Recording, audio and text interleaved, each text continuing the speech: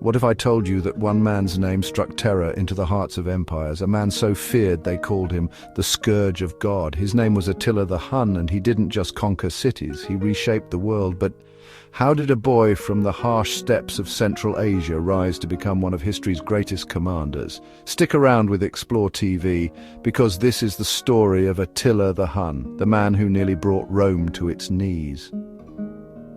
Attila was born around 406 AD into the ruling family of the Huns, a fierce nomadic people who roamed the vast steppes of Central Asia and Eastern Europe. From birth he was destined for war, trained in the harsh traditions of his ancestors, where survival was earned, not given. A life shaped by the steppe, Attila grew up on horseback, learning to ride before he could walk.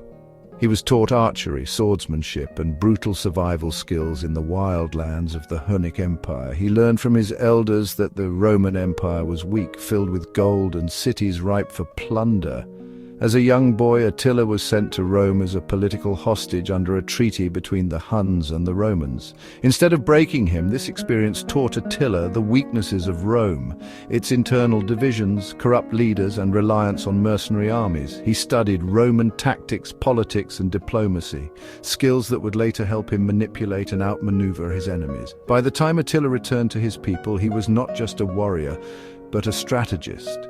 He spoke multiple languages, including Latin and Gothic, allowing him to negotiate with enemies before crushing them. He had an unbreakable will, forged by hardship, betrayal, and the knowledge that he was meant for greatness. When his uncle, the king of the Huns, died, Attila seized power alongside his brother Bleda, but soon Bleda mysteriously died, leaving Attila as the sole ruler. Was it fate, or did Attila ensure no one stood in his way? From that moment on, he was unstoppable. The world would soon tremble at the name Attila the Hun, the Scourge of God. After spending his childhood mastering the art of war and studying the weaknesses of Rome, Attila returned to the Huns as a young but ruthless and ambitious leader. However, power was not handed to him, it had to be taken. When their uncle King Rugila died around 434 AD, Attila and his older brother Bleda took joint control of the Hunnic Empire. At first, they ruled together, expanding their dominion and demanding tributes from Rome, but power is rarely shared for long. In 445 AD, Bleda mysteriously died. Some say from an illness, others whisper it was an assassination ordered by Attila himself. With his brother gone, Attila became the sole ruler of the Huns, and his reign of terror began. Attila knew that the Roman Empire, divided into East and West, was rich but weak. In 435 AD, he forced the Eastern Romans into the Treaty of Margus, making them pay 700 pounds of gold annually to keep the Huns from attacking. A few years later, he doubled the demand, and the Romans, fearing his wrath, paid. But Attila had no intention of keeping peace forever. He was not just a raider, he was a conqueror. With gold filling his coffers, Attila built an unstoppable war machine. In 441 AD, he launched a brutal invasion of the Eastern Roman Empire. His cavalry, unmatched in speed and precision, stormed through the Balkans, destroying over 70 cities. The Romans, desperate to stop him, sent armies, but none could stand against him. By 447 AD, he stood at the gates of Constantinople, the heart of the Eastern Roman Empire. The city's walls saved it from total destruction, but the Romans had no choice. They paid Attila an enormous ransom just to make him leave. By now, Attila had devastated the East, but his sights were set on Rome itself. In 450 AD, he received a letter from Honoria, sister of Emperor Valentinian III of the Western Roman Empire. She was desperate to escape an arranged marriage and offered herself to Attila along with half the empire. Whether she was serious or not didn't matter. Attila saw this as an excuse for war. In 451 AD, he invaded Gaul, modern France, leading one of the most fearsome armies ever assembled. The battle that nearly stopped him, the Catalaunian Plains, 451 AD. This was the only battle in history where Attila was truly challenged. Facing a massive coalition of Romans and Visigoths, the battle raged for hours. It was one of the bloodiest battles in ancient history, leaving tens of thousands dead. For the first time, Attila was forced to retreat, but he was far from finished. The next year, in 452 AD, he stormed into Italy, burning cities to the ground. Rome was next. The meeting with Pope Leo I. Why did Attila turn back? Just as Attila prepared to sack Rome, something unexpected happened. Pope Leo I rode out to meet him. No one knows exactly what was said, but Attila turned back without attacking the city. Some say he feared disease and famine among his troops. Others believe Pope Leo offered a secret bribe or warned of divine wrath. Whatever the reason, Attila left, but he was far from defeated. Attila the Hun was not just a raider, he was a strategic genius who used speed, psychological warfare and brutal tactics to bring entire empires to their knees. His battles shaped the fate of Europe, and his warpath left a trail of destruction that shook the Roman world. The invasion of the Eastern Roman Empire, 441–447 AD, Attila's first major test of power against Rome after forcing the Eastern Roman Empire into paying him tribute. Attila saw weakness, and he exploited it mercilessly. In 441 AD, while the Romans were distracted fighting the Vandals, he struck key events. He led his unstoppable Hunnic cavalry deep into Roman lands, sacking cities along the Danube River. The Romans scrambled to defend Constantinople, but Attila's warriors were too fast. By 447 AD, Attila had burned over 70 cities to the ground and wiped out a Roman army at the Battle of the Utus. The Eastern Emperor Theodosius II was forced to triple the annual tribute to the Huns to stop the invasion. Result: the Eastern Roman Empire was crippled, humiliated, and forced into submission, but Attila had his eyes set on an even greater prize, the Western Roman Empire. The Battle of the Catalaunian Plains, 451 AD, the bloodiest battle of Attila's career and the one that nearly broke him after receiving a letter from the Roman princess Honoria offering herself in marriage and half the empire, Attila declared war on the Western Roman Empire. He led a massive army of over 200,000 warriors into Gaul, modern France, destroying everything in his path. But this time Rome didn't stand alone. A coalition of Romans, Visigoths and Franks led by the brilliant general Flavius Aetius gathered to stop him. The battle unfolds. Attila's forces met the Roman Visigothic army on the Catalaunian Plains, modern-day France. The fighting was brutal, with both sides suffering enormous casualties. The Visigothic king Theodoric was killed, but his son pushed forward in rage. Attila, seeing his army losing ground, prepared for a final, desperate stand, but Aetius hesitated to press the attack. Result: Attila was forced to retreat for the first time in his life, marking one of the few times he faced a serious defeat. However, he was far from finished. The invasion of Italy, 452 AD, the sack that never happened. Why did Attila turn back at the gates of Rome? After his defeat in Gaul, Attila regrouped and invaded Italy in 452 AD. His army stormed through the northern cities, burning and pillaging everything in its path. Key events: Attila destroyed the city of Aquileia, leaving it in ruins. The Roman Emperor Valentinian III panicked, and Rome prepared for total destruction. Pope Leo I personally met Attila, pleading for the city's survival. What happened next remains a historical mystery. No one knows exactly why, but Attila turned back without sacking Rome. Possible reasons: famine and disease were spreading in his army. Pope Leo I offered him a massive bribe to leave. He feared divine retribution for attacking Rome, the seat of Christianity. His warriors were exhausted after years of war. Result: Rome was spared, but Attila was still undefeated. However, his sudden death the following year, 453 AD, meant he would never return for vengeance. Attila wasn't just a ruthless warrior, he was a brilliant strategist and master of psychological warfare. His ability to outthink, outmaneuver, and terrorize his enemies made him one of history's most feared conquerors. Let's break down the key leadership qualities and military tactics that made Attila unstoppable. Fear as a weapon, the art of psychological warfare.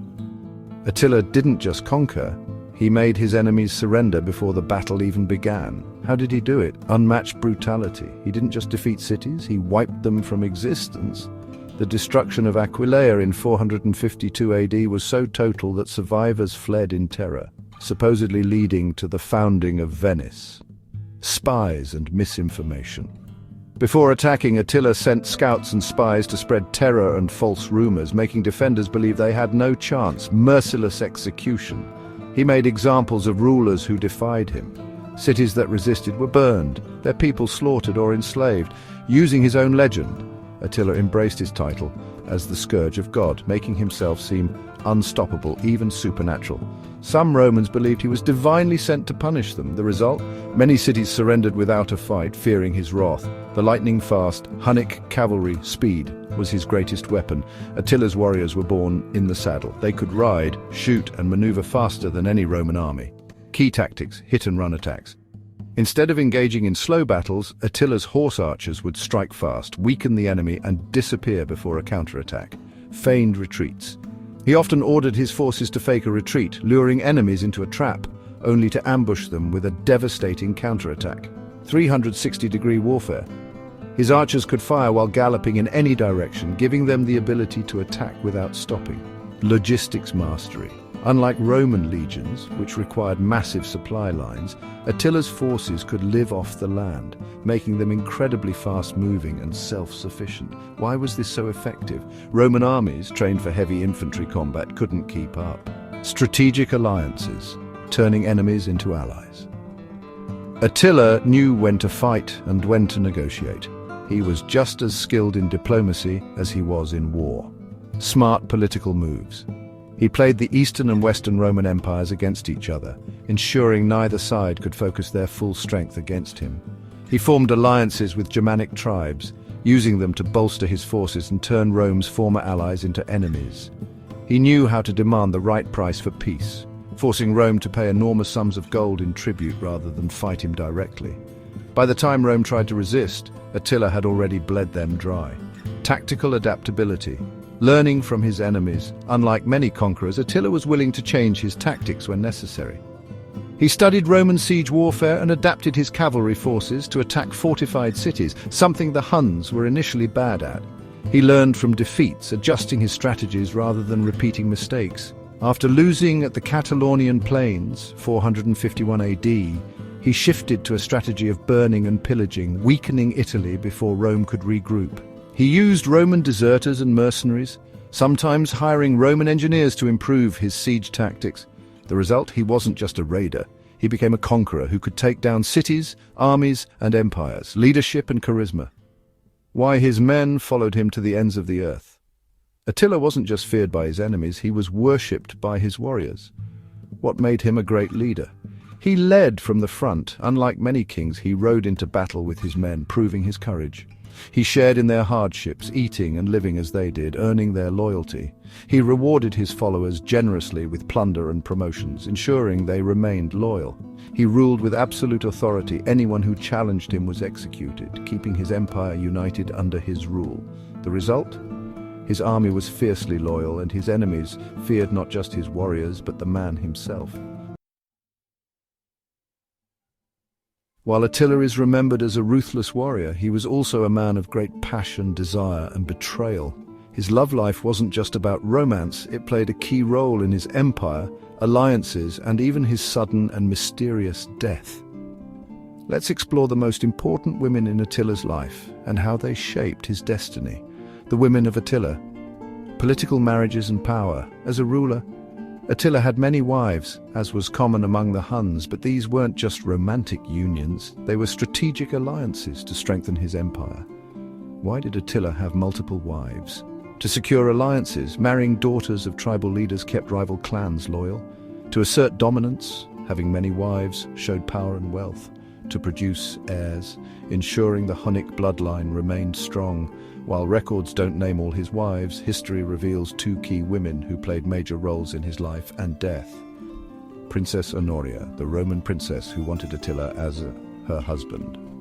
In 450 AD, Attila received a shocking letter. It was from Justa Grata Honoria, the sister of the Western Roman Emperor Valentinian III. Why did she write to Attila? Honoria was forced into an arranged marriage with a Roman senator she despised. Desperate, she secretly sent a letter to Attila, along with her engagement ring, begging him to rescue her and take her as his wife. Attila's response. He saw this as a marriage proposal and an opportunity for conquest.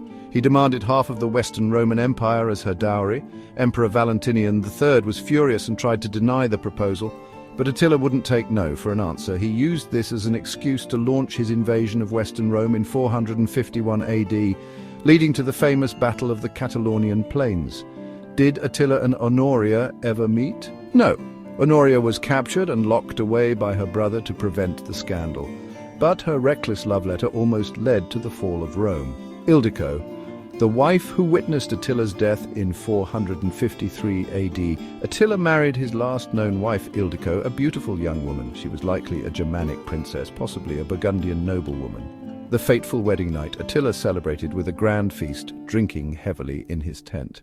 That night he was found dead in bed, bleeding from his nose and mouth. His new wife, Ildiko, was there when he died. How did Attila die? Official story, he died from a nosebleed. Ancient historians claim he suffered a massive nosebleed in his sleep, choking on his own blood. However, this was highly unusual for a man known for his strength. Was he assassinated? Some believe he was poisoned or murdered, possibly by Ildiko herself. The Huns never accused her, but Roman historians speculated she may have been part of a secret plot. Was it a Roman conspiracy? Some suspect the Eastern Romans or even Honoria's family might have arranged his assassination to end his reign of terror. Aftermath: Attila's death was followed by chaos. His empire collapsed within a few decades as his sons fought for power. Attila's love and legacy, Honoria's reckless love letter, triggered a war that nearly destroyed Rome. Ildiko's wedding night with Attila became one of history's greatest mysteries. Attila's death ended the reign of the Huns, proving that even the most feared warlord wasn't immune to fate or betrayal. Thanks for watching the great story and life of the fearless warrior Attila with Explore TV. See you next time and have a blessed day.